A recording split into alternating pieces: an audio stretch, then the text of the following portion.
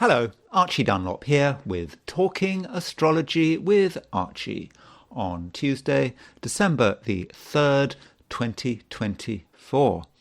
Today I want to talk about Hunter Biden because he's just been pardoned by his father. And it's quite a sweeping pardon. It just basically, as far as I can see, covers everything he might have done between 2014 and I think December the 1st, because December the 1st was the day the pardon was issued. And I know this is somewhat controversial, but I suppose, Joe Biden is, his political career is over. He's not perhaps too worried about the consequences of this pardon. And it's his son. So, why shouldn't he do this? And I think there is something rather whimsical about presidential pardons. So I don't think there's any reason to be too critical about this pardon under the circumstances. I mean, okay, maybe presidents shouldn't be allowed to pardon, but the fact that they are, you do get these somewhat controversial pardons every now and then, and this is what we're seeing. So in this video, I do want to look at Joe Biden's horoscope and Hunter Biden's horoscope and the chart for when Hunter Biden was convicted, I think in June of this year, that was a felony crime, wasn't it, relating to his false declaration when he was buying a firearm, and what else? Yeah, and of course what was happening at the time of the pardon, which was on Sunday. But before I look at all that, I want to look at the astrology and the I Ching for today, which is Tuesday, December the 3rd, 2024. So, the usual reminder, if you enjoy the video, I'd be very happy if you were to indicate this by liking it. If you're not subscribed and you enjoy the video, I'd be really, really grateful if you were to subscribe. Apparently, I need all the subscribers I can get. So let's look at what's happening today. So here is the chart set for noon, New York, and top right, of course, that is Hunter Biden, and so we have the moon in Capricorn, very firmly in Capricorn, I would have said. And it's a reminder that the new moon is very much over. So there's the sun at around 12 Sagittarius, moon at 10 Capricorn. So it's nice now that the moon and the sun are for sure in different signs, because, when the moon is in the same sign as the sun, the moon is under a little bit of pressure. So the new cycle is beginning, and all things being equal, that is fortunate. Though moon in Capricorn is in its detriment. So moon in Capricorn can perhaps be a little selfish, can encourage one to look after one's own needs or the needs of one's family and loved ones, and put them before everything else. So it's okay.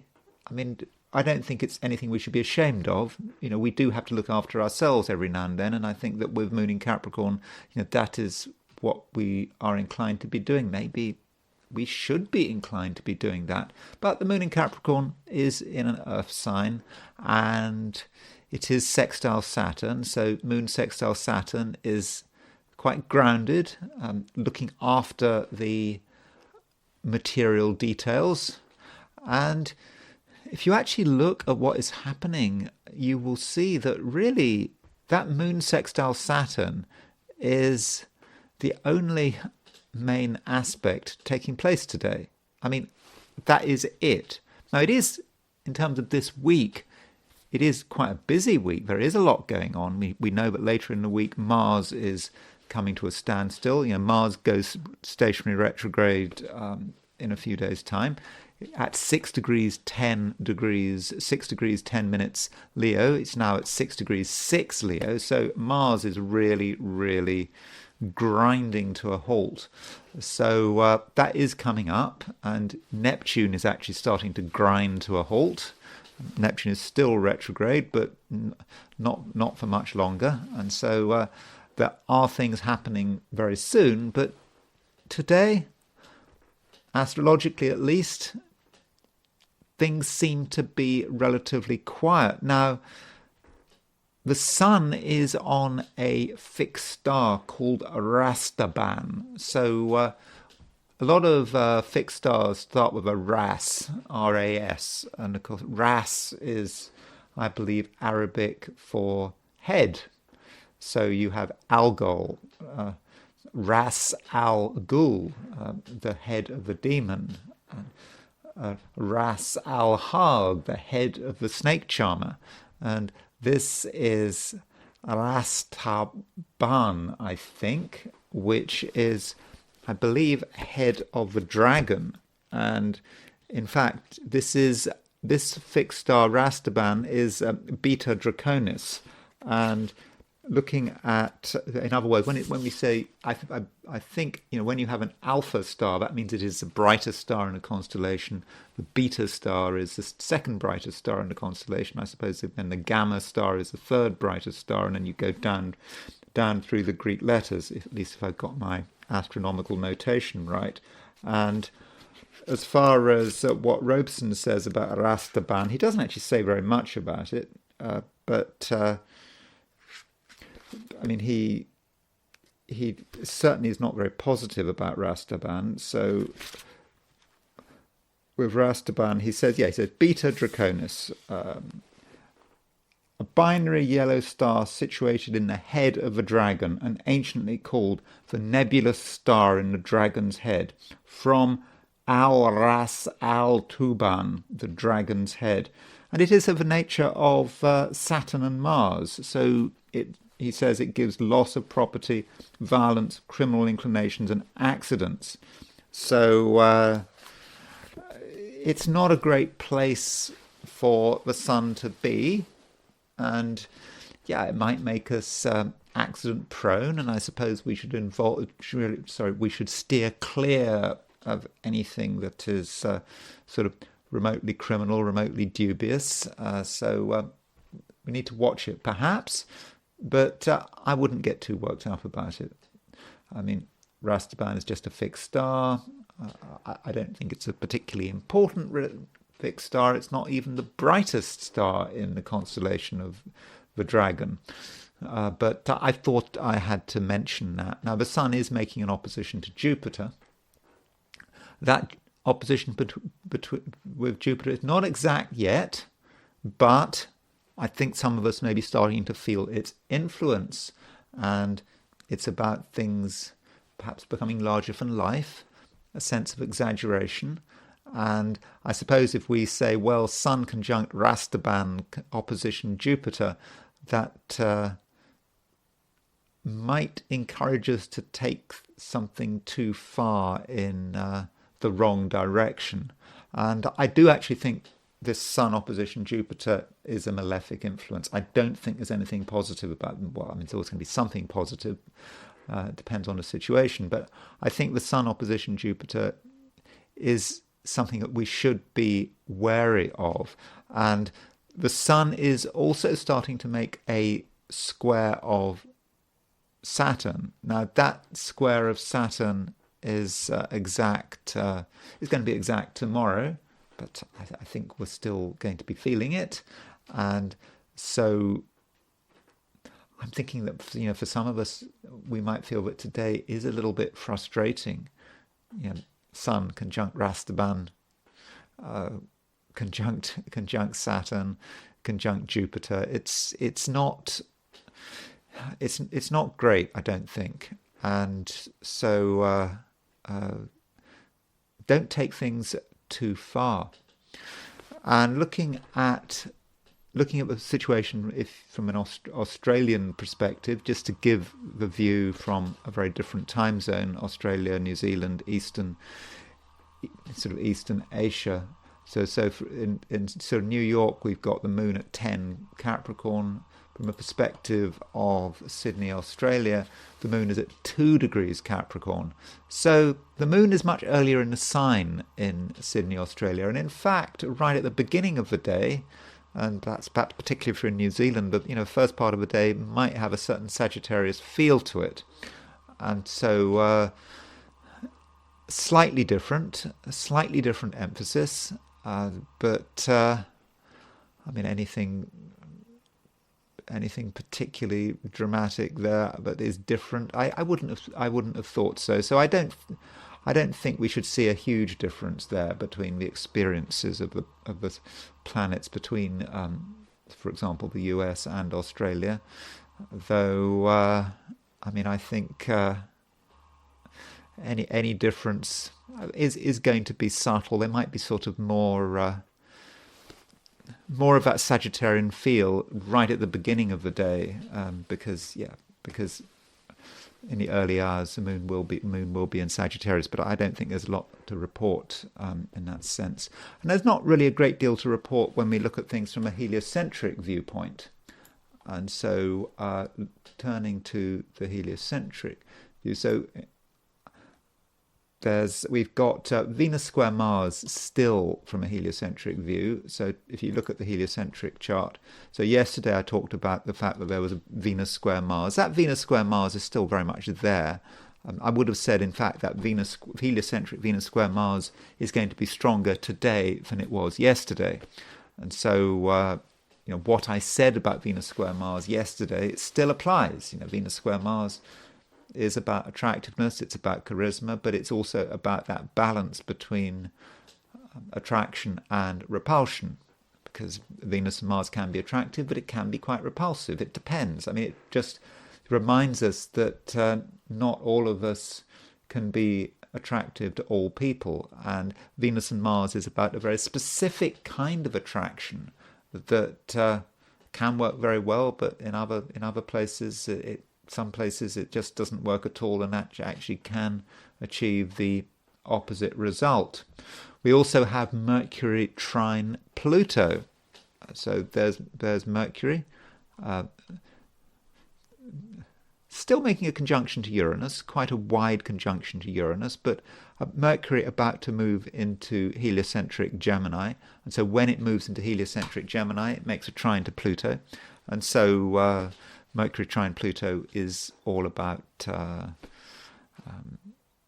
how we are trying to influence, perhaps, and perhaps having deep thoughts. But this is a trine. It's not a stressful aspect, so it might be easy for us, or perhaps easier than usual, to transform our environment through the power of our words, or even perhaps through the power of our thoughts.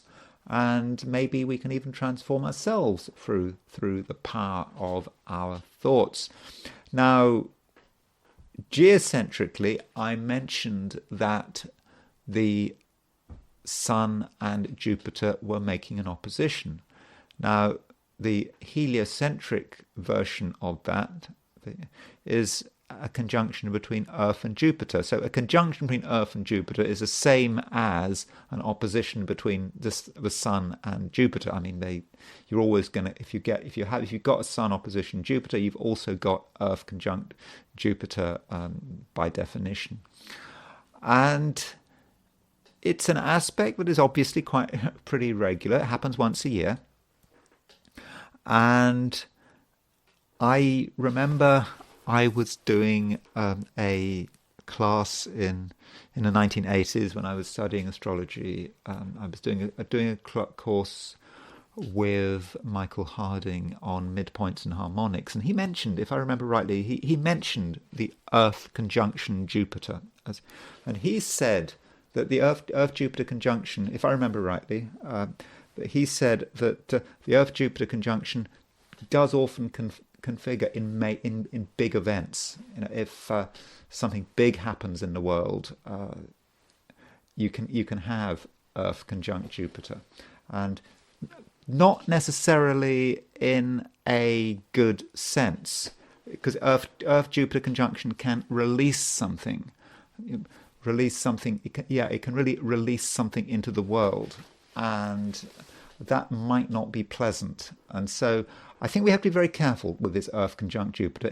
I mean, I know it's the same as Sun opposition Jupiter, but Earth conjunct Jupiter, it's like something finally releases. So, you get a huge amount of pressure building.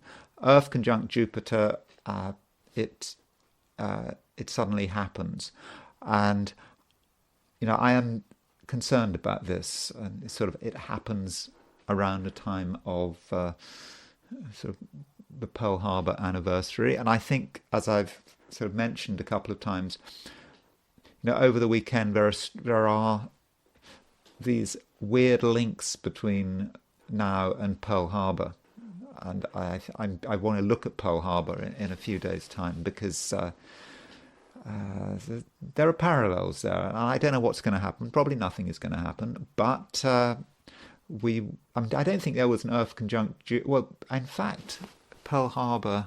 Pearl Harbor there was, because at Pearl Harbor there was a Sun opposition Jupiter geocentrically. That was December the 7th, 1941. So that means that Pearl Harbor heliocentrically there was Earth conjunct Jupiter. So I don't know what the Americans are doing about it, how they're preparing, but American ships, I suspect, may be very vulnerable over the next week, but particularly as we move into the weekend. But I'm just pointing something out. It's like, as soon as you notice a pattern, as soon as you observe these similarities between events, nothing happens. But we'll see, and I will be talking about that in greater detail later in the week.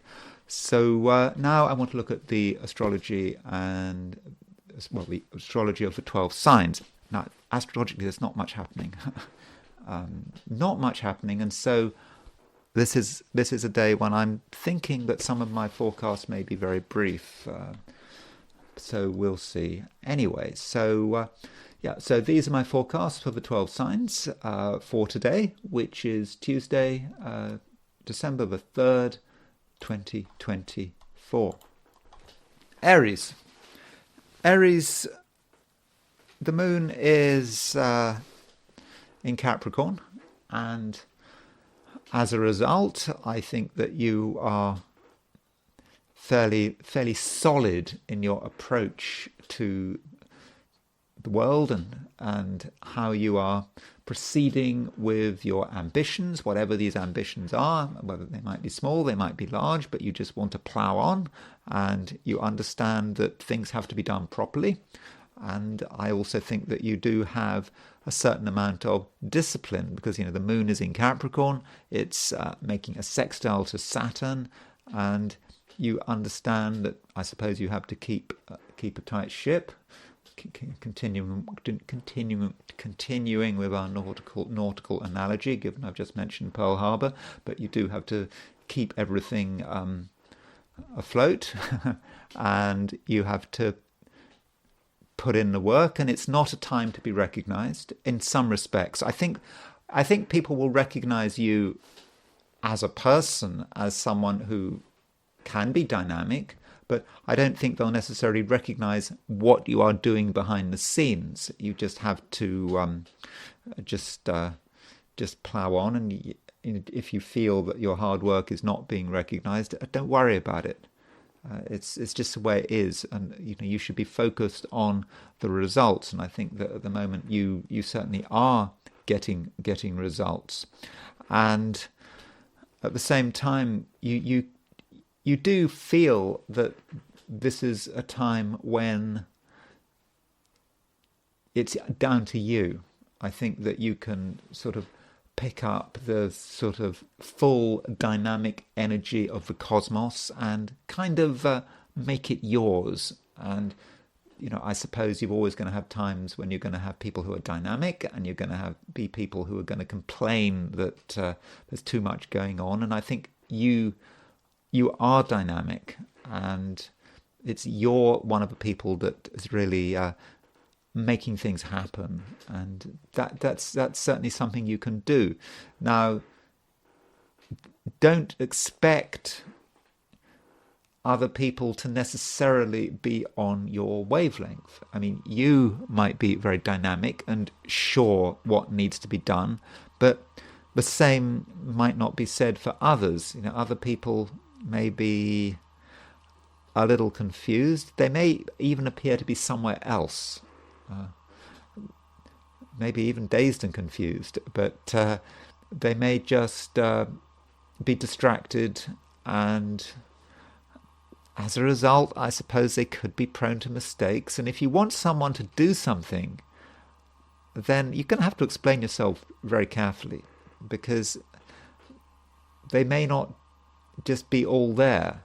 And that could be surprising for you, because they appear to be okay, they appear to be very organized, but actually in practice, yeah, they may be distracted. So that means that to an extent it's kind of down to you. But again, I don't think that this is something you really need to be worrying about. And you put in the work, you get the results. You may not be entirely appreciated, but really it shouldn't bother you. And really, that's it. So it's fairly clear, fairly straightforward, and I don't think there's any much more to be said about it. But just plough forward, plough on towards the achievement of your ambitions, whether those ambitions are great or small. Don't worry if you're not getting much support. Sometimes it's best not to get much support, because that means there aren't any distractions. Taurus, you're in a somewhat strange state of mind. You're trying your hardest to be aware of what's happening around you, and it's not always easy, because there are so many things to think about, and there are just so many things that you are aware of, and you may just feel that you at times just want to flip somewhere else. Even like your conscious thoughts may be a little bit nebulous. Are you actually there? Are you actually present? And it's okay, provided you understand this. So it might not be a good idea to overcommit yourself today. Don't think you can do everything, and things that are very detailed, that require a lot of concentration, or concentration which is persistent over a longer period of time, just may not be easy for you. And so, on a positive note, that means that probably you're going to be sort of more spiritual than usual. You're going to be aware of the subtleties all around you, and you may at times just be aware of things that you just didn't know existed. So there's a lot to think about. There's a lot to feel, and so that may get in the way of actually making things happen. And so it's important that you don't disappoint people. They have expectations of you, and you can't honour these expectations. And so that's a very good reason not to make commitments. And maybe you should today prioritize, for example, exploration, perhaps of the soul. There are things to explore in yourself and your relationship to the universe, and sometimes these things just can't be shared. And we do have heliocentrically a square between Venus and Mars. Now, we had a heliocentric Venus-Mars square yesterday, so we've got that today as well. And so that Venus-Mars square does indicate a sort of continued uneasiness with other people. You and other people, it may feel as if you've got things in common. It may feel that you've got work to do, but when you actually have to get close to someone, when you're actually trying to cooperate with them, it may not be so easy. And you might realize there are just some people you don't really get on with, or you don't actually like being with them. You don't like being around them. They're just rather off-putting. So Taurus, I would suggest you accept that, and that you don't allow other people to have too much influence over you, and also probably you don't allow them to get too close to you. I mean, some people you like them, you get on with them, and that's fine. But if you're not sure about someone, then it might be best to just keep them at a distance, at least for today. I mean, this Venus square Mars, heliocentric Venus square Mars, is not going to last for very long. Gemini. Gemini, you do actually have a lot of power today. You are someone who can make things happen, and heliocentrically we have got a conjunction between Mercury and Uranus, and this Mercury-Uranus conjunction is quite invigorating. It gives you ideas, and you'll find it sort of quite easy to discuss your ideas, and there will be this sense of excitement about you. I mean, okay, it might be a nervous excitement about you, and I suppose not everyone can handle it, but if you are able to really express yourself, your thoughts and your feelings, and you tell people how important something is to you, then Gemini, I think that they are going to listen to you. And Gemini, in a way, you're going to be more intense than usual. I suppose Gemini, and I'm speaking as a Gemini, Geminis do have a certain reputation for being a little bit trivial. I mean, not every Gemini. I mean, Jean-Paul Sartre was a Gemini. Some Geminis are deep thinkers, and they're not trivial at all. But there is a certain tendency to trivialize things if you're a Gemini. But I don't think today. In fact, today Geminis might come over as being more like Scorpios, particularly with the moon in Capricorn and the moon making a sextile to Saturn. And that moon sextile Saturn could be very helpful in terms of being able to focus. I think you've got really strong focus today, even though Mercury is retrograde.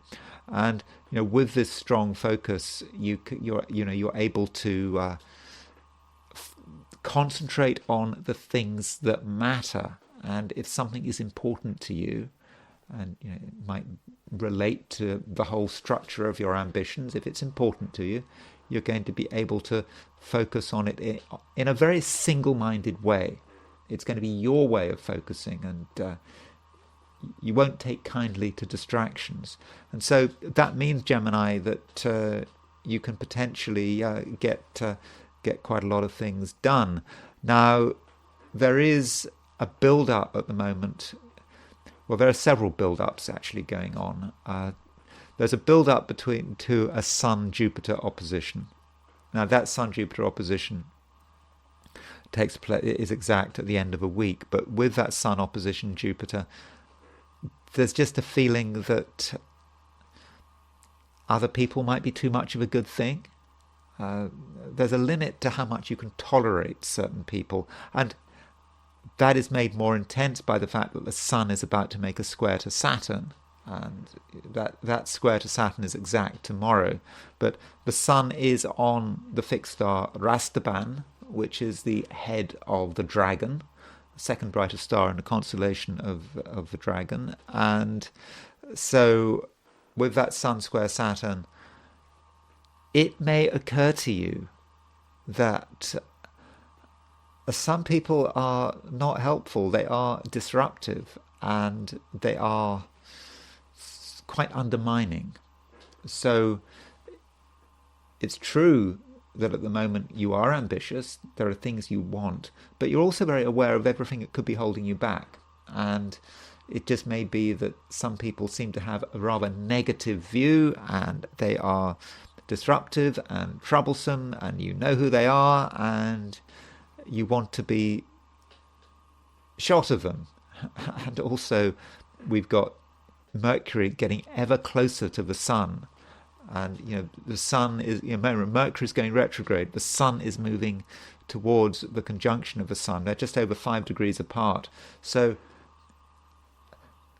that also suggests that you are feeling a little overwhelmed by someone's shadow. And this is a time, yes, when I think that you are strong, you are in control, but perhaps one of the reasons you're having to make a special effort to be in control is because you're aware that, okay, it may be a situation rather than a person, but there is something that is a little bit overwhelming, and you need all the strength you can get hold of. You need to use everything you've got to stand up to the world. And yes, perhaps stand up to one particular person, but Gemini, I think you're going to be okay. Just I suppose, look after yourself and use your strength, because you are in a strong position and you can make things happen. And just because someone seems to be overwhelming doesn't mean to say that you can't find a way of dealing with them. In fact, you can find a way of dealing with them. And I suppose it's about tuning into your power and also making the most of your wit and your wisdom. Cancer. Cancer, the moon is still in Capricorn. The moon makes a sextile to Saturn, and really that is about it. So with the moon making a sextile to Saturn, I think that it suggests a certain amount of stability.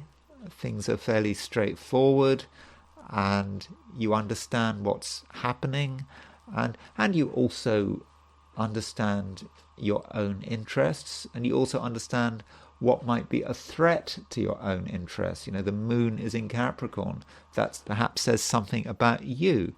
So if the moon is in Capricorn, perhaps that says a little bit about how you express yourself and your priorities. Cancer, you are prioritizing yourself and the important people in your life. And you might think that's not such a good thing. You might feel a bit guilty about it, but I don't think you should. You're certainly aware of how you could be undermined if you just had a sort of a happy-go-lucky approach. So instead, you need to be strong and think ahead, and perhaps think about what could go wrong. Think about how people could let you down. And with that approach, you can really put yourself in what I would have said was a fairly strong position. And some people are a problem. Other people could work in your favor. They could be very helpful. And that is reflected by the fact that the moon is sextile Saturn. And I would have said that that Saturn possibly represents another person, someone you trust, someone who is reliable, and someone who will to an extent look after you. And so if you've got a problem, don't feel you have to deal with it on your own. Also, moon sextile Saturn, it means that your ability to get on with people is actually quite good. And if there's someone who maybe has a higher status than you, or seems to be more knowledgeable or wise than you, then it may be a good idea that you are in contact with them, and that you take advantage of their presence, and that, I suppose, is the main thing going on. I think that you are aware that you're not entirely able to make things happen on your own, that quite often you are having to respond rather than act. And so, it would be nice to be able to take the initiative, and maybe in some areas you can, but just in general, you are just aware of your social environment. You're also very aware of who has the power, who doesn't have the power, and additionally, you're aware, I think, of who's good for you and who is bad for you. And I suppose with the moon in Capricorn, there is that little bit of an element of selfishness there. Which people are useful, which people are surplus to requirement. And that sounds unpleasant, but as I said, Cancer, you do have to look after yourself, and if you make a special effort to look after yourself, Cancer, I think that today is going to be fine. Leo, the Sun is conjunct Rastaban, the head of the dragon, and this fixed star is not great. It's a little bit unpleasant, and I think that today you might be aware of your own unpleasantness, or perhaps the unpleasantness of other people, how other people can make your life difficult. But there's also your unpleasantness. We should always be aware of our own unpleasantness, and I think that Sun conjunct Rastaban is perhaps about how people go too far in pursuing their own interests, and by only thinking of oneself, one can create a situation that is unpleasant, and it can give rise to evil events. So it's important, Leo, that you're very self-aware and self-critical. It's not that you have to worry about other people criticizing you. I think you know yourself, or you should be knowing yourself, with Sun conjunct Rastaban. And so perhaps with Sun conjunct Rastaban, you have a chance to sort of explore your dark side. But don't get trapped by it. Don't get involved with it. It's about being aware of how you are not necessarily 100% pleasant. None of us are 100% pleasant, and so self-awareness and self-reflection could be something very important to you. And additionally, Leo, be aware of how you are occurring to other people, and because the Sun is making a conjunction to Mercury, and because Mercury is moving retrograde towards the Sun, and so the Sun can be overwhelming, and there may be certain people who do find you overwhelming. They find you too much to handle, perhaps because you're only thinking about yourself and your own creative needs and what you want to do, and you're not really thinking about what other people want to do, and you're not perhaps thinking about their sensibilities. And I think that at the moment that's perhaps something that you should be doing. And it's good to be creative, it's good to be thinking about yourself, but there is some danger that you take things too far. And also, the Sun is making an opposition to Jupiter. Now, that Sun opposition Jupiter won't be exact until the end of a week, but with that Sun opposition Jupiter, it's about exaggerating, and you could exaggerate. And if you take things too far, then that could cause a lot of damage, and in certain situations, friendships could be damaged. But in the end, I think your own interests might be damaged also. So, Leo, really watch yourself.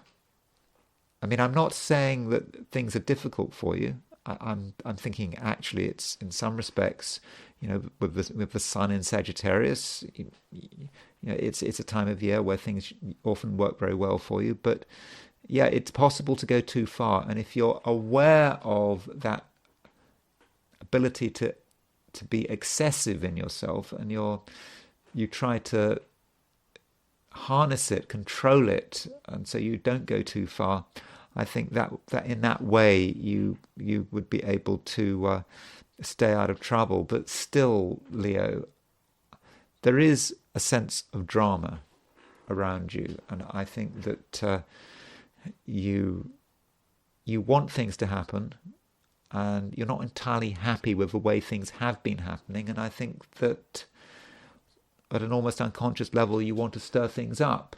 Now, it could be that you've got something very original to contribute that everyone needs to hear about, and it's can be very, very useful to have an impact, but try to play it through in your mind. What would happen if you got your way? What would happen if you really did have the impact you're looking to have deep down? It may be a situation that you can't fully handle. So if you feel that change is required, then you need to introduce that change with a certain sense of responsibility, because whatever happens, whatever the results of your actions, it's down to you, and you are going to in the end have to take responsibility. So a responsible approach where you're aware of your own strengths and your own weaknesses, I think, is going to be important. Virgo, the moon is moving through Capricorn, and from a Virgo perspective, I think it's nice that the moon is moving through Capricorn. I mean, Capricorn is an earth sign. It's very grounded, and so I think in many respects you're feeling quite comfortable, and you're becoming aware that there are certain things that you're just good at, and if you're good at something, then you can benefit from it, and it can work in your favor. And the moon in Capricorn is making a sextile to Saturn, and so with that moon sextile Saturn, you can, I think, impress on other people that you are good at things, and I think they'll recognize this, and they may also help you in terms of fine-tuning yourself, because fine-tuning is important. Just because you're good at something doesn't mean you're going to get fantastic results from it. It may just have to be worked on a little, and certain other people may provide the sort of help and advice and structure that you need. Yet I think also, Virgo, it's important to be somewhat aware of your weaknesses, and your weaknesses in terms of what is preventing you perhaps seeing the wood for the trees. What is getting in your way? And I say this because the sun is starting to move towards a conjunction with Mercury. So Mercury is your ruler. Mercury's condition is starting to deteriorate. It is retrograde. It's in Sagittarius, the sign of its detriment. Yes, it's in mutual reception to Jupiter, but it's getting closer and closer to the sun. And so Mercury is combust, and it's becoming more and more combust. And so Mercury is your rationality, and you're trying to think straight. But how easy is it to think straight? Because the sun is increasingly starting to blind you. And so that blinding can relate to your own feelings. It could be. I mean, don't underestimate your own feelings and perhaps your own fears. I mean, is there something that you're worried about? I mean, I talked about this, I think, over the last couple of days, that there may be something that you're a little concerned about that is about fear. And so there may be a fear that in a way is holding you back, and be aware of it. Try to bring it out into the open, and even talk about it. So if something is bothering you, you think that something is going to go wrong, maybe you should discuss it with people. And yet when you actually start to talk about something, you actually may find that it starts to lose its power. So that might be advisable, to get something out into the open. Dark things get stronger in the darkness, and they don't want to stay in the darkness. And if they can be revealed, so much the better. And I should say that over the next few days, don't assume that you are 100% objective. You may do things that you feel are objective. You may feel that you've got it right, that you've understood things. Not necessarily. You may have completely misunderstood something because, as I said, not being able to see the wood for the trees, perhaps focusing on details, focusing on things that are not relevant. And so you might just get the wrong idea about something. And that would be a shame. I think it's unnecessary. But you've got to be very honest with yourself, and you've just got to be aware of your capacity for misunderstanding things and your capacity for making mistakes. Libra. Libra, you need to work with the kind of person you are at the moment. And at the moment, and when I say at the moment, I'm talking about today, and I'm not trying to undermine you at all, but it just may be that at the moment you might be a little bit distracted, and your ability to concentrate might not be 100% perfect. You're perhaps thinking about the wrong things, or you're getting caught maybe by your own fantasies and things that you shouldn't be concerned about are concerning you. Or you may find that it's just difficult to stay consciously awake all the time. Now, I'm not talking about going to sleep suddenly. I'm more talking about you're trying to be real, you're trying to concentrate on what's happening around you, but it's like there may be moments where you almost sort of go into a swoon. You're thinking about something else, and there may be moments where you're just not aware you're not aware of what's happening. I don't mean that in a medical or a psychological way. It's just the way our brains work, and sometimes we do some things which we ask, well, why did we do that? What were we thinking? And it may be a bit like that today. So ideally, Libra, you should be doing things where you're going to, where you're going to be forgiven, isn't it? I mean, I suppose that's a difference between flying and driving, isn't it? I suppose if you are, not that I know anything about flying, but if you're flying a plane on your own,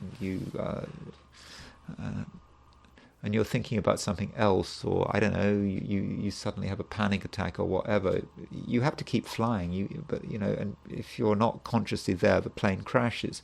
On the other hand, if you're driving and something's wrong, you just pull in, and you pull in onto the roadside, and everything's fine, and you give yourself time to recover. So if you are a pilot, I'm sure you're not a pilot, but if you happen to be a pilot, today is probably not a good idea to be flying, or to do anything where your continued concentration is absolutely essential, where you won't be forgiven for a few seconds of non-concentration. And so in that sense, Libra, you should perhaps be very aware of your weaknesses, and I suppose that can be transformed. I suppose if you transform that concept and you give it a spiritual spin, then if you put yourself in a safe environment, then sort of losing your concentration and sort of focusing on something completely weird might actually be a good thing. It might be something very useful. So from a spiritual point of view, then you may have a chance to sort of enter into new, different and interesting states of awareness. And Libra, with the moon in Capricorn at the moment, ideally you don't really have to be anywhere, I hope. And the moon in Capricorn is sextile Saturn, and so just concentrate on what's in front of you. Put yourself in a safe environment. If you suddenly flip onto a different level of awareness, then that shouldn't matter, because you've created a safe environment for yourself. And indeed, when you're in that safe environment, that gives you a chance to look at things in a different way. And sort of altered states of consciousness sometimes can be very life-affirming, can't they? Of course, I'm not suggesting you do anything crazy or anything like that. I'm just trying to look at the potential of today for you. Scorpio. Scorpio, it's possibly a relatively quiet day. I think that you're able to communicate pretty well, with the moon in Capricorn. Moon in Capricorn sextile Saturn. There's something about you and the way you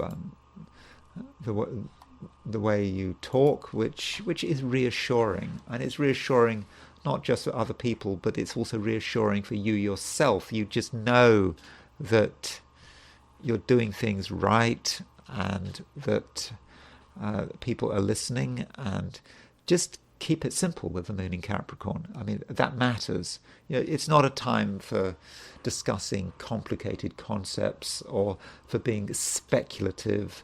It's just a time instead to be fairly grounded, and to talk in simple language, not using long words, complicated words. And I think that people will, in general, understand you. And I suppose some Scorpios may feel as if they've got something that they have to do, and they're quite plugged into the world and all the things that are happening in the world, and some things do bother you, and you are actually aware of your connections with everything, from a sort of a global perspective. Nothing is beyond your reach, nothing is beyond your awareness, and nothing is beyond your concern. You can be concerned about anything, and if you're concerned about something, then you can get emotional about it, and perhaps you can get angry about it. But going back to what I was saying about communication, it is not a time for crazy communication. It's not a time for expressing any anger. It's just a time for making things solid, and making sure that everyone feels safe, and also perhaps for using your abilities, whatever they might be, for creating security for everyone around you. Now, yesterday I talked about the fact that Venus was making a square to Mars, and Venus is still making a square to Mars, heliocentrically, by the way. There isn't the square between Venus and Mars geocentrically right now, but there is heliocentrically. And this heliocentric Venus square Mars, as I think I was saying yesterday, can be about relationships, and you just have to remember, Scorpio, that you can't get on with everyone. You are an individual. You are a very specific individual, and to some people you're great. To other people you're not so great. You may even be a little bit disturbing. And so Venus square Mars asks you to be aware, asks you to be aware of what impact you're having on other people, and use your sensitivity. And as far as close relationships with this Venus square Mars heliocentrically, close relationships can go well. There can be something quite powerful going on, but there might just be a certain, passing conflict, even with people you really care about. You're very close to you're very close to them. This Venus square Mars might just highlight the differences. And so with relationships, you've got to really use your sensitivity. And if you've got any doubts, then perhaps it's better that you create some distance. I mean, some passing distance, but with Venus square Mars, it's exact today, but remember it's a heliocentric Venus square Mars. It's exact today, but in a couple of days' time, it will be breaking up. Venus heliocentrically does move quite quickly. So, I mean, I don't want to create a problem where none exists, but I thought I would just point that out to you. Sagittarius. The Sagittarius, you are quite charismatic at the moment. There's something about you that is quite attractive, and people are going to be interested in you, and they're going to be interested in what you have to say, and your mere presence can make a difference. And I suppose you're helped by the fact that the sun is moving through Sagittarius, and so don't underestimate the impact you're having. And if you need to get something done, or you want a favor from someone, then Sagittarius, it might be a good time to make the most of your many charms. But don't take things too far. The sun is starting to move towards an opposition with Jupiter. So this opposition is not exact until the end of the week, but you may be starting to feel it. And this Sun-Jupiter opposition is across the main axis of your chart. Sun in Sagittarius, Jupiter in Gemini, and it just may be that in terms of relationships, it may be a situation where things are starting to be taken a little bit too far. And so relationships need to be understood, and you need to ask yourself where things are going, and also consider the areas in which you may not be fully in control, where another person may be able to seize the initiative, but to seize the initiative in a way that probably isn't going to be very helpful. So that is something to consider over the next few weeks. Over the next few days. But I will be talking about it in greater detail during the rest of the week. So that's a broad picture. Moon in Capricorn. Moon in Capricorn feels a little bit unusual because Capricorn and Sagittarius are such different signs. But with the Moon in Capricorn, it's possible that you're putting some emphasis on security, and perhaps financial security, because the Moon in Capricorn does actually make a sextile to Saturn, and so that Moon sextile Saturn may make you think about what it means to be secure, what it means to be financially secure, perhaps. And the Moon sextile Saturn, it's a sextile, and so sextiles are often connected with talent and what you can constructively do. And it seems with that Moon sextile Saturn, there's something you can do, Sagittarius, that can actually make you feel more comfortable in a material sense. And you can perhaps use your talents to maybe make some money or secure some money, or do something to make yourself feel more grounded, and perhaps not to be so concerned about the future. I'm not saying you are concerned about the future, but I suppose the more secure we feel about the future, I suppose the better. So that's today. It's a day when I think that things look good. I think that you can make yourself feel more comfortable, and I think you can have a great sense of agency, but just be aware of that growing influence of that Sun opposition Jupiter. It just may be that just certain relationships may not be 100% helpful. Capricorn. The moon is moving through your sign. It's always good when the moon is moving through Capricorn. At least if you're a Capricorn, it's good. And with the moon moving through Capricorn, you're feeling that things are starting to go your way. You get a sense of this as well. Even if things aren't 100% perfect, you kind of know that things are about to get better.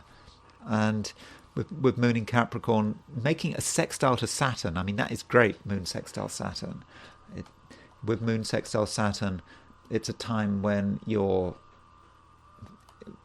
feeling not just comfortable, but I think you're also feeling that you have a certain amount of control, and you're able to express this. So if there are things you want and things you need, then you can tell people about it, and I think that you're going to be listened to. And yeah, there's going to be, I think, no problems getting your message across. And I think in your own way, you're going to be quite influential. People are going to listen. People are going to take you seriously. So you should have no real problems making an impact. And all the while, Capricorn, you are going to be thinking about yourself, and it's absolutely okay for you to be thinking about yourself. So put yourself first. So if you're making decisions, if you're perhaps being sort of asked what you want to do, make it clear. It's all about you. And so, I know it's sometimes easy if you're asked a question or you're trying to make a plan to consider other people. It might seem like the sensible thing to do, but always start from yourself. And in many cases, Capricorn, your interests are the same as other people's interests. If you put yourself first, then you're putting other people first as well. When Capricorn is feeling comfortable and secure and in control, you could say that, yeah, everyone else benefits, because I suppose you could say that, Capricorn in a way has a sort of natural position of leadership and authority. And so if Capricorn is well looked after, then everyone else is well looked after as well. So it's okay to be selfish. And it's because I think you're going to behave responsibly. I think it is a day when it does seem that you're going to act in everyone else's best interests, and don't feel that you have to go out of your way to do anything. I don't think that's necessary, and don't underestimate your ability to create changes in other people's perceptions. So if you think that some people just will not change their mind, cannot be convinced, then think again. I think actually, Capricorn, you can change people's minds about certain very important matters, and it's not just about your verbal persuasiveness, it's just about the strength of your personality and the fact that you know what's important. And I think you know what's important not just for yourself, but you also know what's important for other people. And that does help you in terms of how you change your mind. If you understand someone's key and core priorities, you can focus on that, and when you focus on those priorities, they can realize that you're right, and they can change their approach. They may even be able to change their approach quite dramatically. But your approach today is not dramatic. It doesn't appear to be dramatic, at least on the surface. So you seem to be kind of understated in terms of your overall impression, but actually that's a bit misleading, because you are having a considerable amount of control, and in the end everything can go your way, but it might not seem like it, and some people might underestimate you, but that's not a problem. They'll be surprised, but they won't even know what's going on. So Capricorn, go about your daily business, and there's no need to make a special effort to be dramatic, because in the end, you'll get your way. Aquarius. Aquarius, moon's in Capricorn, so you're kind of now waiting for the moon to move into your sign.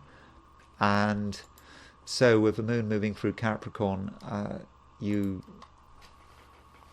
perhaps feel that it's just not time to reveal everything.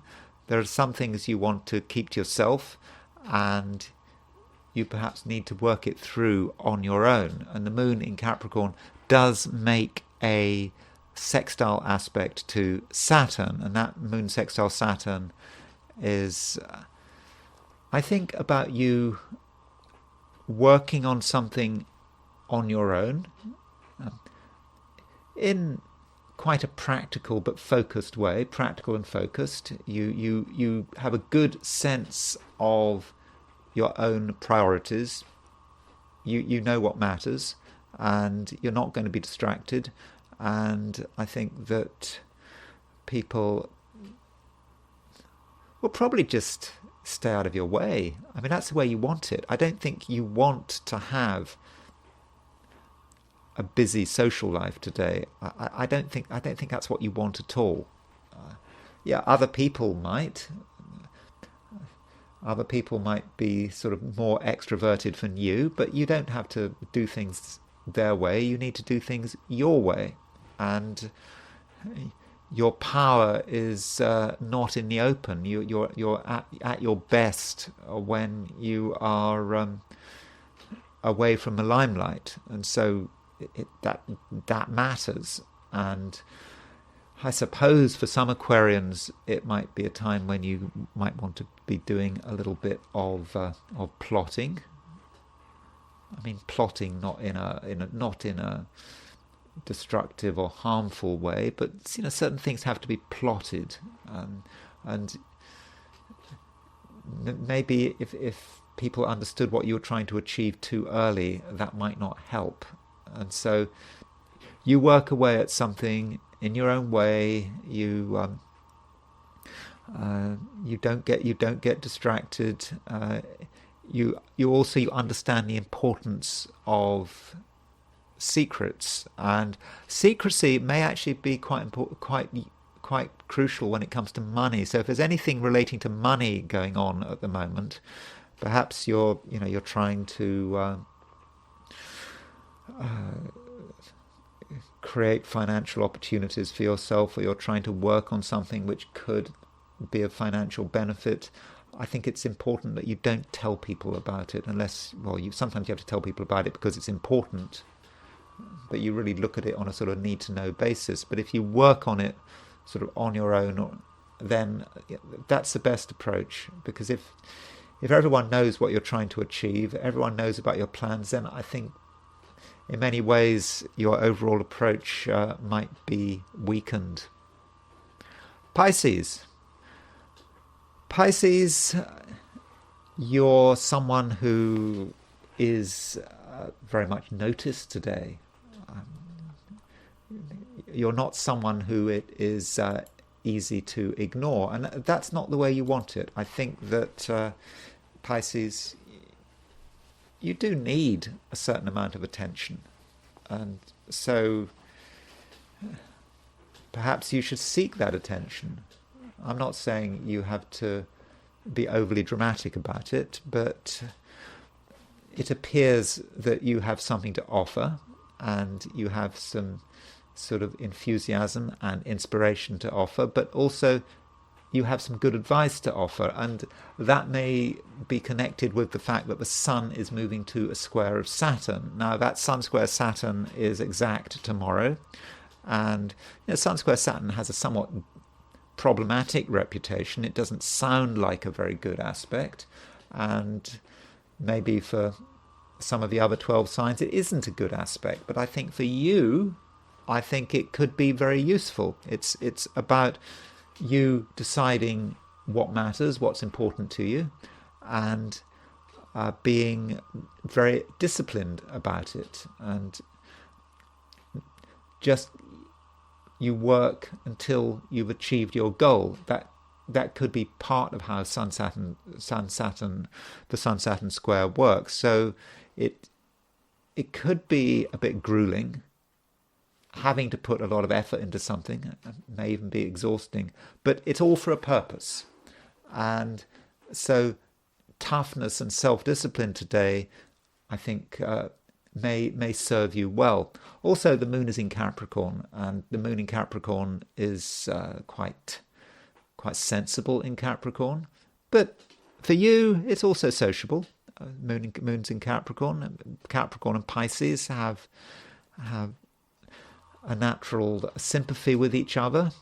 Those two, there's only one. They're two signs apart, or there's just Aquarius in the middle between Pisces and Capricorn, and the moon in Capricorn is making a sextile to Saturn, and that moon sextile Saturn is about the kind of approach you take, and it's also the impression you're giving, and you give the impression of being someone who is serious, you're disciplined, you're focused, and you're not someone who's going to do anything stupid. So with moon sextile Saturn, I think that you're going to be in control. And in terms of your social life, nothing will happen without your approval, and you may be able to adopt a sort of a position of sort of passive leadership. It's not that you're going to be in the complete center of things, but at the same time you will have your influence, and your influence is actually going to be not obvious, but it's definitely going to be there. And that means that sort of people will always be thinking, well, what does Pisces think? What does Pisces want? We may not be able to see Pisces, but Pisces is always there. So your presence is going to be strong, even if you're physically absent. So Pisces, I think it's a day where you are in a good position, and I think that from a charisma point of view, things are looking good. People take you seriously, and so I don't think there's much else to report, except for the fact that the Sun is starting to make an opposition to Jupiter. Now, that opposition between the Sun and Jupiter is not exact until the end of a week, but you should perhaps start to be aware of it, because Jupiter is your ruler. Jupiter rules Pisces. The Sun may represent a person or a situation that could be quite taxing and demanding. And it's not there yet, but you're starting to see it. It's just starting to appear over the horizon. And by the end of the week, you might have to deal with it head on. So perhaps, Pisces, you need to look over the horizon. Just be aware about what's coming up. Things might be fine today. You might be in control today, but things can change. So perhaps you should sort of think forward to a few days' time. Ask yourself what challenges you might have to face then, and perhaps you can now start to prepare yourself. So that is it for the 12 signs. I was briefer than usual, I believe, but there wasn't a lot going on. I mean, geocentrically, the main aspect was just a moon sextile Saturn. So let's see what the I Ching is going to tell us. So as always, I cast the coins and I ask the question, what is Tuesday going to be like for those watching the I Ching section of this video? And the first hexagram I got was hexagram 19, which is approach. That's one way of looking at it. Another way of looking at it is leadership. Greg Winkup, in his translation of I Ching, doesn't call it approach, he calls it leadership. And so with approach or leadership, however you want to see it, we do need to be aware of how we impact other people and what kind of influence we have, because we do have influence at the moment. And in fact, that was a theme, I think, of a lot of the 12 signs. I talked about influence, and it doesn't matter if we feel that our position is quite lowly, as if we're not really in a position to have any impact. We are having an impact, and it's a situation where our leadership is, it doesn't have to be displayed in an overt way. We don't have to make a big effort. In fact, the I Ching is telling us that, what matters is our example. So through setting a good example, people are going to take note of that example, and through our example, we are going to have an impact, and we have to take it slowly. There is one piece of advice here that our behavior has to be correct. The Legge translation of I Ching does emphasize this. If we see the possibility of having an influence, then there is a possibility of incorrect behavior, perhaps making too much noise, perhaps making too much of an effort to have an influence. That's not such a good idea. We have to take things slowly, and the Legge version talks about the danger of being more strong than prudent. So we might feel that we have a lot of strength because as we start to become aware of our influence, but we might overdo it. And so prudence does matter. It's not about having a dramatic impact. It is having a slow impact, and it's not through barking out commands. I mean, when one thinks about leadership, one thinks about telling people what to do, and that's how we get our influence. No, it's about our example. It's about how we carry ourselves. It's not about us, throwing our weight around. And so, by doing that, we slowly get influence, and people take notice of us. And in the end, we develop a position of leadership. Now, these two bottom lines are the ones that move. So because we've got two bottom lines moving, that means we move into a situation where all the lines are broken. So we transition to this hexagram, which is the receptive. And so the receptive, it kind of really emphasizes the point. Leadership is not about barking orders. It's not about telling people what to do. Okay, it can be, but not in this case.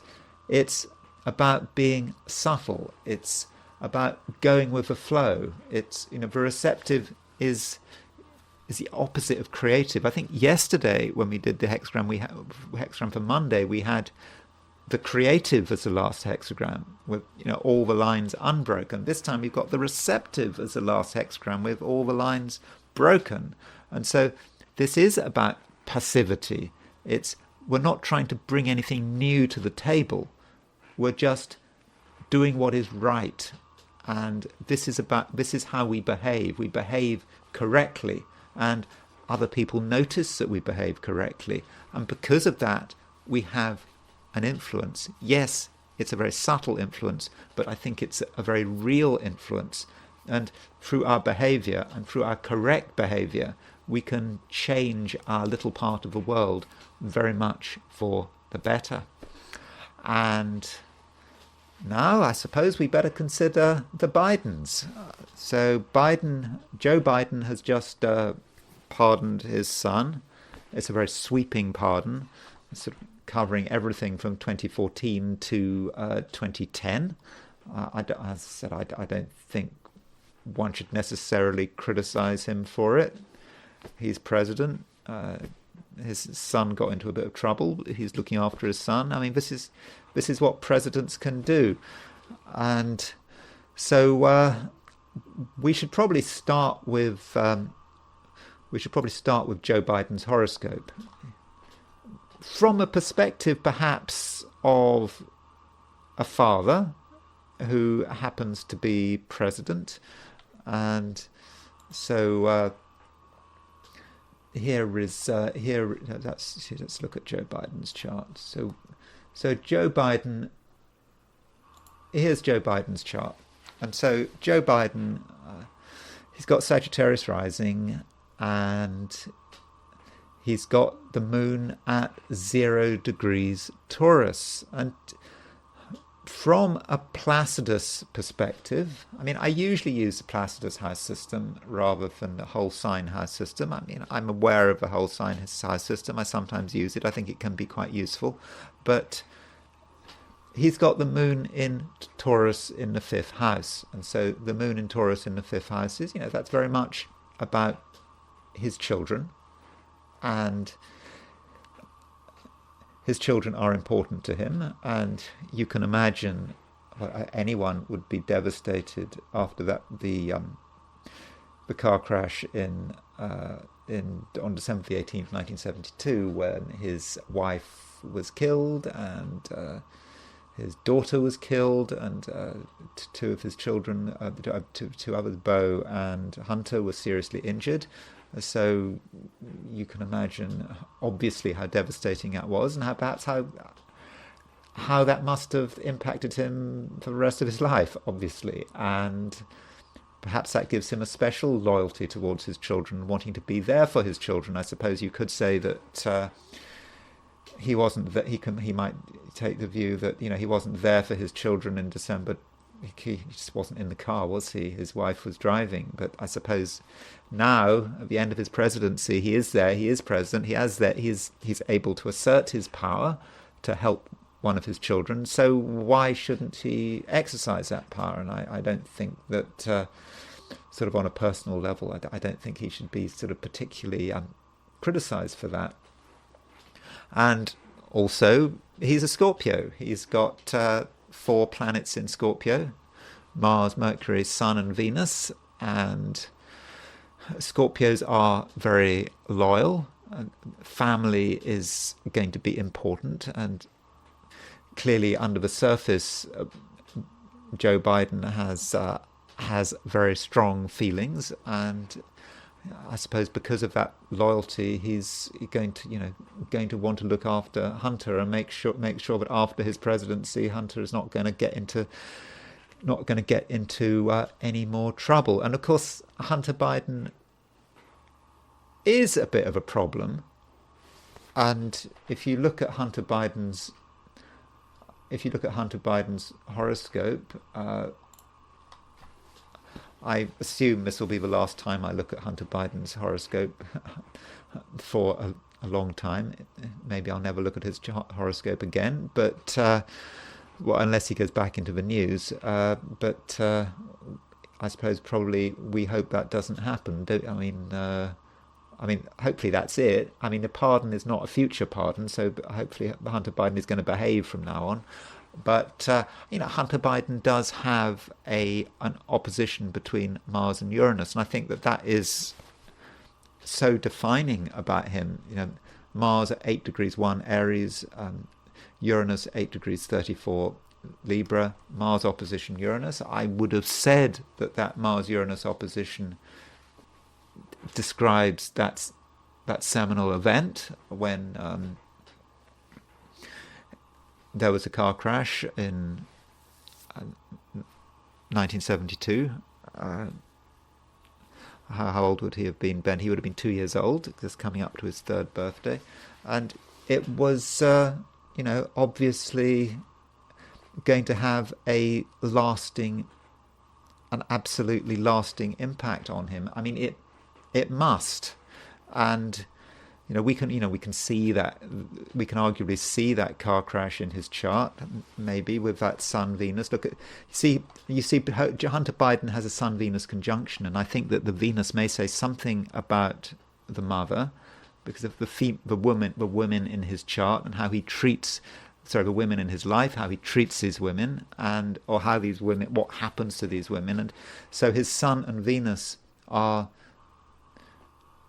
about 3 degrees apart. I mean, a bit under. And so 3 degrees apart, so something between the second and third birthday. So this is an example of being able to see a direction by eye, see an event by eye. You see that the Sun would have moved to the place of Venus after about, less than 3 degrees, and so something happened to him just before his third birthday. So that sort of fits. But that Mars-Uranus, it just says so much. And I suppose with Mars-Uranus, one thinks of firearms and sort of maybe getting into trouble with firearms. But there is something perhaps erratic and hasty about this that Mars square Uranus, and I think it does say so much. And Hunter Biden perhaps is a problem for his father. If you look at the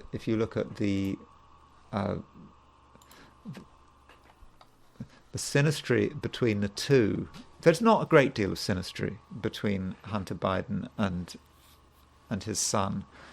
And so when Hunter Biden was born, Saturn was at 2 degrees 59 Taurus. So it was just past it was just past Biden's moon. So basically Hunter Biden was born on a Saturn transit. So when Saturn was transiting Biden's moon, that's when his son was born. So I don't know what Biden was doing in sort of early 1970, but that's how Hunter Biden came into the world. And so Hunter Biden represents for Joe Biden this sort of permanent sense of responsibility. There's this son that he's responsible for. And I suppose he would, of course, felt that in the aftermath of the accident in 1972. But it would have gone on through life, perhaps. And in terms of what's happened in the last 10 years, it's not just the firearms offence, of course, which is the firearm offence where he didn't declare. He was supposed to declare his drug use, wasn't that right? In his declaration when he was trying to get a gun, and he hadn't. And I think what the problem was, he'd written elsewhere. He'd written some autobiography, I think, where he described his drug use or his issues with drugs, and so the evidence was there, and so that it was clear that he had been lying, and so that's this issue was part of Joe's responsibility to Hunter with the Saturn conjunct Moon. And Hunter Biden was convicted earlier this year, and I believe his conviction was on June the 11th. For some reason, I've got 11:18 a.m. So I think that's my sort of estimate of the time of the conviction. So this is a chart of Hunter's conviction, I think, of the firearms offence, and you can see Uranus is conjunct the midheaven, and the moon is trine Chiron. Moon is almost exactly trine Chiron. So I suppose you get the sense of the wound, brought to the surface. And the question is, why did Hunter Biden get himself into this situation where he's convicted of a felony? And so, as far as the conviction itself is concerned, what impact did it have on Joe, and what impact did it have on Hunter? So here's Hunter's chart. I mean, from a transit point of view, I'm not convinced that it necessarily had a huge impact. So there are the transits. I mean, it's not especially dramatic. I suppose you could say that Hunter Biden had Saturn moving through his 10th house. So I suppose the 10th house could be about one's reputation, I suppose. Saturn moving through the 10th. I mean, it's not especially dramatic.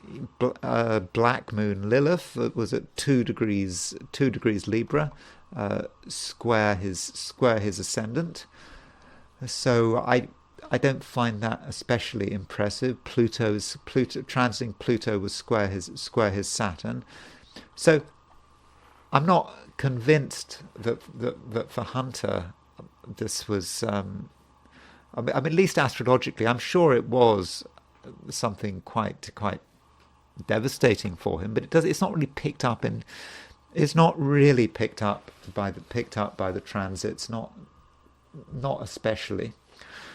And then there's the impact it has on Joe. So here's Joe Biden, and so looking at what was happening to Joe at the time of his son's conviction. You remember, sort of, he's a Scorpio. He would very much be keeping things to himself. So for Joe Biden, there's Jupiter. Jupiter is sort of bringing something out into view. So Jupiter was crossing his ascendant at this time. So Jupiter crossing his ascendant. I mean, this might be that sort of his at a time, Jupiter moving from a 6th to the 7th, Jupiter in Gemini in its detriment. Perhaps this was a time when his enemies were becoming stronger. Perhaps. Remember, this was June 2024, and of course the month after, July, he had a disastrous debate with Donald, and then of course after that he got pushed out. So his enemies were becoming stronger with Jupiter moving into the 7th house, and to an extent he may have perceived this as being more about the world attacking him. Perhaps his enemies using the judicial system to attack him by attacking his son. So that is a way of looking at it. And also from a family perspective, Saturn was conjunct his IC. So Saturn was at 19 degrees 9 Pisces. His IC is at 1954 Pisces. Now, Joe Biden's time of birth is 8:30. That's kind of rather a round number. It may be that Saturn was exactly on his IC, but with Saturn on his IC, but it is the 4th house represents the family, so it really did impact him and hit himself and his family, and all that's important to him was really got at. And Pluto. This was a time when Pluto was square his moon. And so I think you can see from this chart that Joe Biden really was under pressure, and perhaps although we might not have seen it, it might actually have been quite devastating. Oh, and look at Mars. Mars, at the time of the conviction, was making a square to Pluto, and Mars was on his moon. And so I think that moon in Taurus very much represents him and his children. Mars hitting his moon, I mean, feeling that his child is being attacked, and perhaps working out, what is he going to do about it. And so it seems to me sort of quite logical that he would consider pardoning his son. And so here is the conviction. So the conviction. This is the horoscope of, in a way, the new Hunter Biden. Hunter Biden, perhaps the felon. And so how long does he stay a felon? And so if we if we look at the chart of, so if we look at the chart of the pardon, so here's the chart of the pardon. I don't know what time it happened. I went for 6 p.m. Washington D.C. Maybe it wasn't then, but so this is the chart, I suppose, of the pardon. I suppose where Hunter Biden's conviction dies. That's when he's no longer a convict. Is that the right word? And so you could say that this chart is a death chart for Hunter Biden's conviction. So we can then look at the conviction and compare it with the pardon, and look at the linkage between the conviction and the pardon. So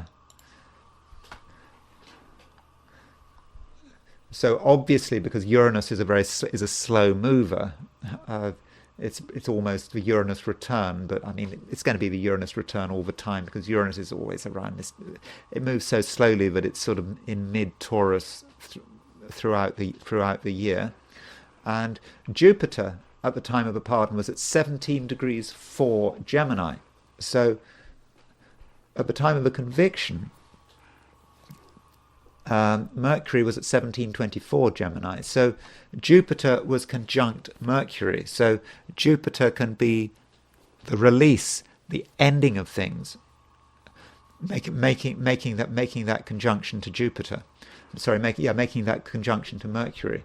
And of course, at the time of the conviction, there was in the sky was Mercury-Saturn square. So Jupiter was, in a sense, releasing that Mercury-Saturn square. Mercury-Saturn square would have been about sort of all of those sort of negative feelings about being convicted of this thing. I mean, I know it was inevitable, but still, Mercury square Saturn is the heaviness about it, the downness about it. But Jupiter comes along and sort of breaks it all up. And look at the moon. The moon, at the time of the pardon, it was just after a new moon, there was a Moon-Mercury conjunction. So Mercury was square Saturn.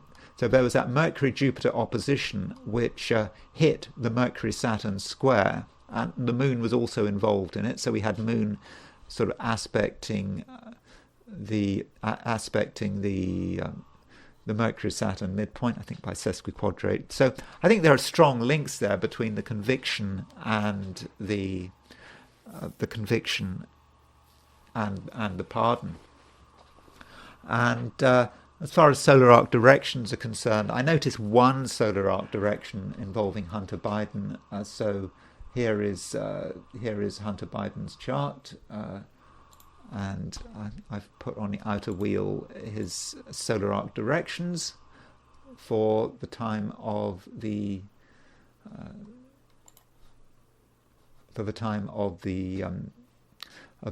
pardon. So there's Jupiter. There's Hunter Biden's natal Jupiter. So he's about 50. He's just turned 54 this year. So if we move Jupiter approximately 54 degrees by solar arc direction, it comes to 0 degrees 31 Capricorn. So Jupiter was approaching his descendant. So solar arc Jupiter on his descendant may be about the pardon. It may be about something else. It may be about something else that's about to happen. Maybe it's about relationships. Jupiter crossing his descendant. Maybe a marriage. I don't know. That is a possibility. And finally, I want to look at, while we're on the subject of Hunter Biden, I want to consider Hunter Biden's Vedic chart. And so very quickly, I'm not going to spend long on this. So here is Hunter Biden's Vedic chart. I think we do have an accurate time of birth for Hunter Biden, and so he was born in 1970. When in the Western horoscope he had Saturn in early Taurus, but in the Eastern chart, his Saturn goes back into Aries, and Saturn in Aries isn't great. I mean, Saturn is fallen in Aries. I mean, Saturn is exalted in Libra, so it's fallen in Aries. And if we look at Joe Biden's chart from the perspective of the Vimshottari Dasha system, where you divide life up into 9 distinct periods, he's about to have experience a change. So let me just show you this change. So in 2009, just after his father became vice president, he entered into his Jupiter Dasha. And in many respects, Hunter Biden's Jupiter, in some respects, Hunter Biden's Jupiter is well placed because it's in the 5th house. That's the ascendant. So he has Jupiter in Libra. I know he's got Jupiter in Scorpio Western, so Jupiter in Libra in his natal chart, in his Eastern chart, in the 5th. You know, that is a great place for Jupiter. But I suppose you could say it's opposition Saturn. So he was born at the Jupiter-Saturn opposition. So Saturn always has the potential to undermine Jupiter, and so that is certainly a possibility there. And so this period that started in 2009, when his father became vice president, soon after his father became vice president, was a period of opportunity for him. I mean, he got that job in Ukraine. Was it for that energy company? I think he was paid $1 million a year for it. And what does he know about Ukraine? And why was he given a job that was going to give $1 million a year? I mean, I think he was given that job because of his potential for influence. And he kind of got unstuck by it all. So there was plenty of chances there with his Jupiter Dasha starting in 2009. But I think that Saturn in Aries sort of made sure that he wasn't able to take full advantage of it. And in the end, it kind of went horribly wrong. And so as his Jupiter Dasha comes to an end, then he finds himself in court convicted of a felony. But his Jupiter Dasha it comes to an end on May the 14th, 2025. So his Jupiter Dasha kind of represents the entire period when his father is at the top, when his father is vice president or is a potential candidate for the Democrat nomination, I suppose, during the Trump presidency. So his father is a major figure during his Jupiter Dasha. And then May the 14th, 2025. So that will be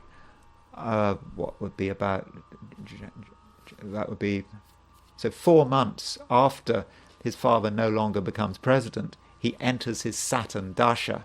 And his Saturn is in Aries. And I think this could be a really quite difficult time for him. So he's been given a break. He's been given this pardon. But what's he going to do with it? So I think, we might be hearing more of Joe Biden, of Hunter Biden, but maybe for the wrong reasons. I mean, this is why I said I was hoping that I wasn't going to have to look at Hunter Biden's chart again, because I hope for his sake I don't have to look at his chart again. He doesn't want to be newsworthy. He wants to just have a nice life. I mean, that's what it's all about.